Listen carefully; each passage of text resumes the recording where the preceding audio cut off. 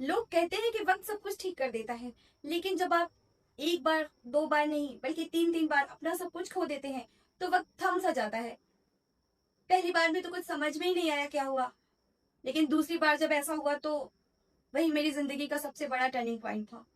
तो hello friends, welcome back to my YouTube channel. आप देख रहे हैं दीप्ति अमित और मैं हूं दीप्ति। फ्रेंड्स, मैंने अपने इसी चैनल पे अपनी फर्स्ट प्रेगनेंसी लॉस का एक वीडियो पब्लिक किया था, जिसके के बाद मुझे मेरी बिजनेस ईमेल आईडी पे कुछ बहनों का ईमेल आया और उन्होंने ऐसा बोला कि वो कमेंट में इस चीज़ को पूछना नहीं चाह रहे थे, तो उन्होंने पर्सनली मुझे ईमेल करा।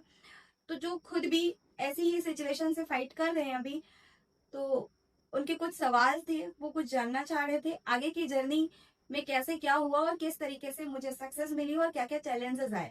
वो मेन सारे सवालों को अगर मिला के देखा जाए तो वो यही चीजें थी। तो इतने सारे लोगों को ईमेल में रेस्पॉन्स कर पाना मेरे लिए भी पॉसिबल नहीं है, क्योंकि मेरा भी बच्चा छोटा है तो मुझे भी टाइम बहुत ही मुश्किल से मिलता है। तो मैंने सोचा कि क्यों ना मैं अपनी जर्नी को लेकर के वीडियो ही बना दूं, तो उससे उन सारे ही लोगों को जवाब भी मिल जाएगा जिन्होंने ऐसे मुझसे ईमेल में पूछा है।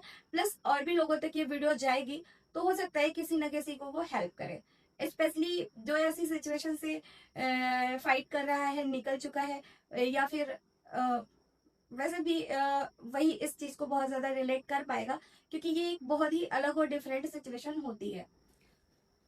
फर्स्ट प्रेगनेंसी से रिलेटेड जो भी बात थी वो मैंने फर्स्ट वीडियो में शेयर कर दिया।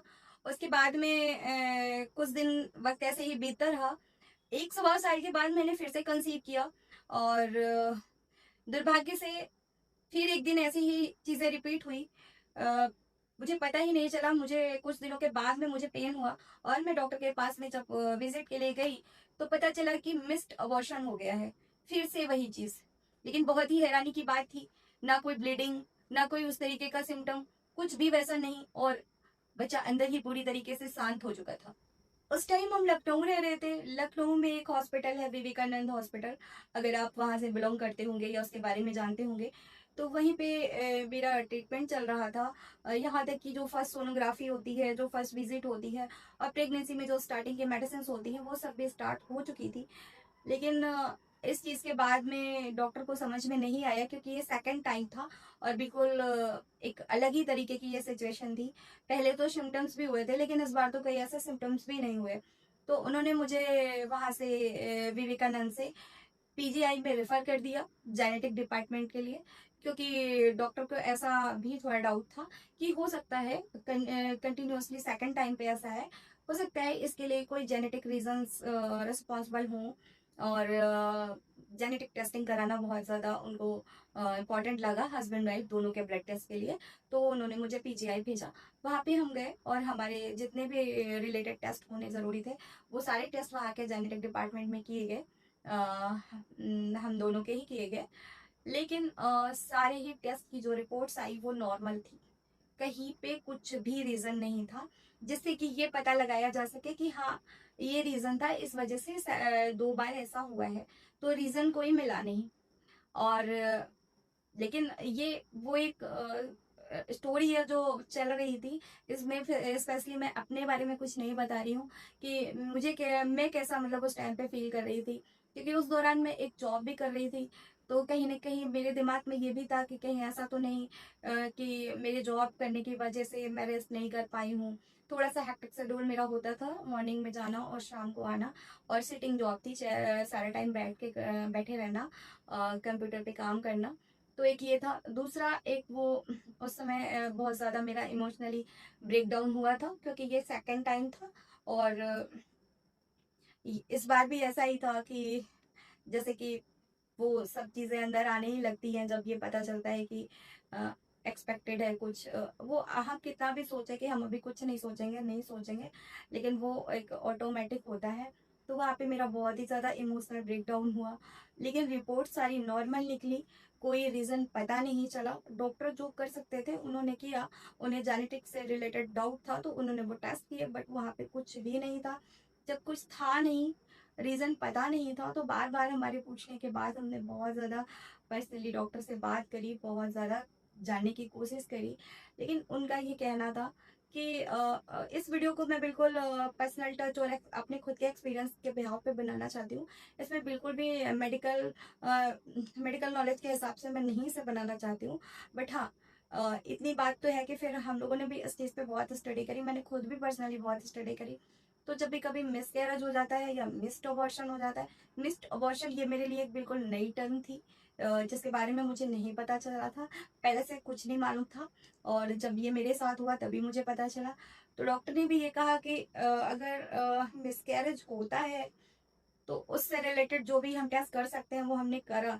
अगर वो नॉर्मल है तो फिर उसका रीज़न कभी भी कोई भी नहीं बता पाता है, उसको बताया नहीं जा सकता, उसका रीज़न पता ही नहीं चलता है। बस एक नेचुरल सी बात होती है कि अगर बच्चा सही फॉर्म होता है तो ठीक है, अगर वो ठीक से फॉर्म नहीं होता है, अगर अगर एम्ब्रियो फॉर्मेशन में किसी भी तरीके की कोई प्रॉब्लम है तो फिर वो बच्चा बर्थ से पहले ही वैनिश हो जाता है।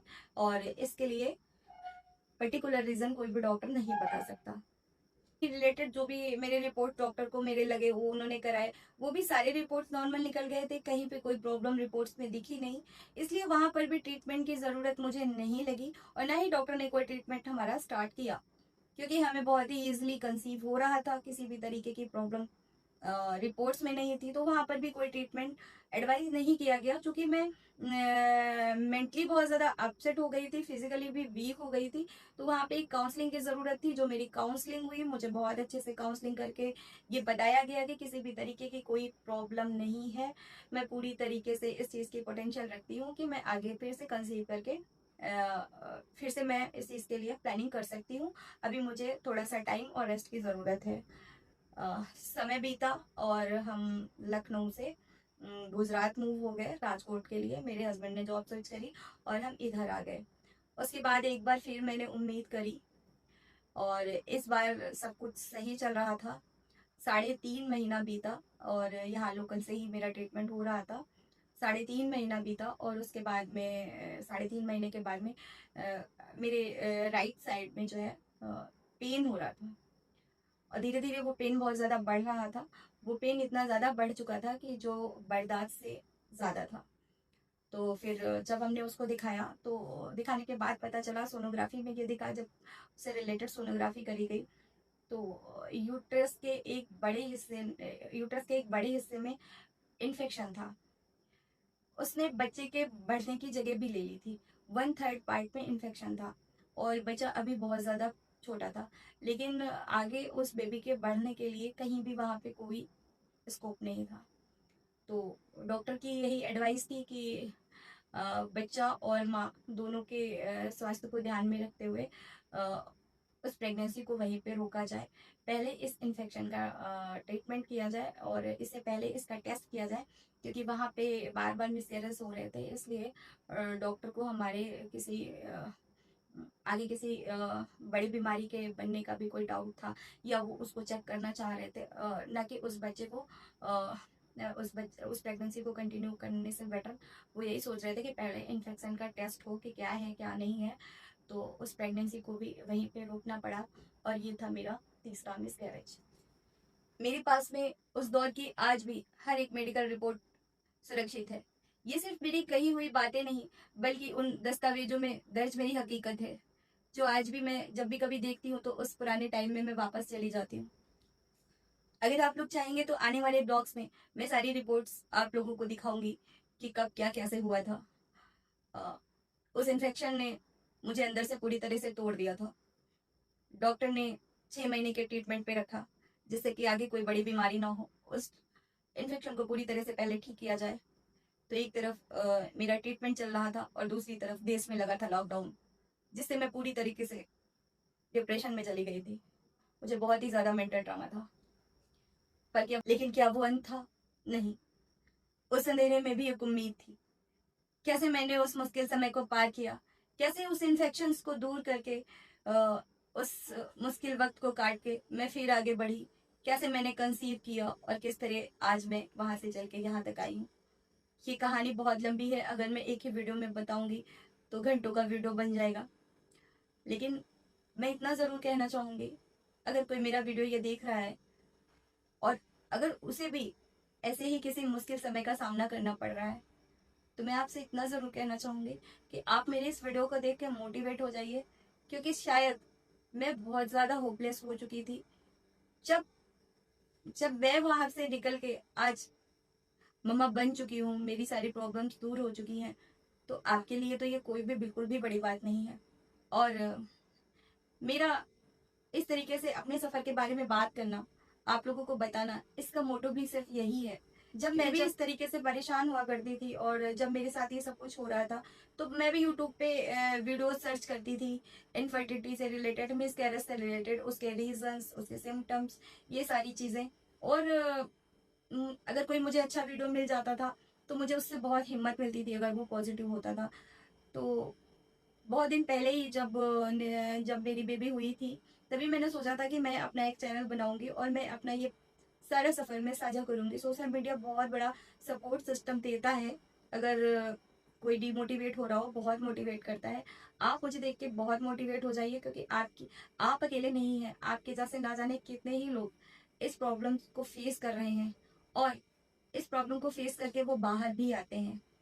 तो अगर आपको मेरा ये ब्लॉग पसंद आ रहा है, या आप मेरी जर्नी से जुड़ना चाहते हैं, ये तो चलिए मेरे पास्ट की बातें हैं जो मेरे अतीत में हो चुका है, लेकिन ये बहुत ज़रूरी मेरी ज़िंदगी का पार्ट है, जिसे मैं अपनी यूट्यूब फैमिली के साथ में शेयर कर रही हूँ।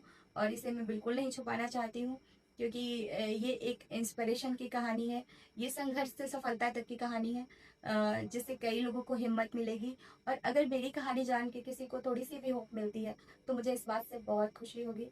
तो अभी बहुत लंबा वीडियो नहीं बनाते हैं, अभी इस ब्लॉग को यहीं पे एंड करते हैं। जल्दी ही मिलते हैं आपसे किसी नेक्स्ट ब्लॉग में। तब तक के लिए बाय बाय। अपना ख्याल रखें, स्वस्थ रहें, मस्त रहें।